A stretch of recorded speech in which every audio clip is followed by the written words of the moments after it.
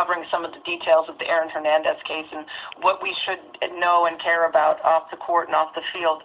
Carmelo Anthony is staying in the news, not just because Phil Jackson said he'd be better off elsewhere, but because now it seems that he and wife Lala Anthony are separated and en route to a divorce. And one of the reasons being that he stepped out of the marriage with what the original report said was a stripper from New York City. So everybody runs with that because those are the reports that come out. And then we find out that it seems she is in fact a graduate of Northwestern, where she earned a master's, and is based out of Chicago, where they met.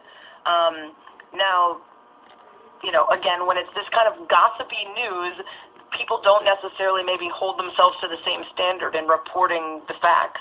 And that's how the first story gets out and runs rampant before we ever have a chance to have it confirmed or denied. But what do you make of us, as our humanity decides we are interested in this, choosing this as the means by which we can get into the gossip? I say, well, this is going to affect where he goes next year, and like if he doesn't have to stick around for Lala, maybe he'll go to a different city. So that allows us to talk about this. This is tricky because I understand the compelling nature of like reporting it. It's almost like you have to. It's like a runaway train. When someone reports it, you have to talk about it. But like this is, to me, it's all part of the larger conversation about what we're consuming now as content, and it folds into a lot of the clickbait, like content that I don't know if after I read it I would say that was time well spent.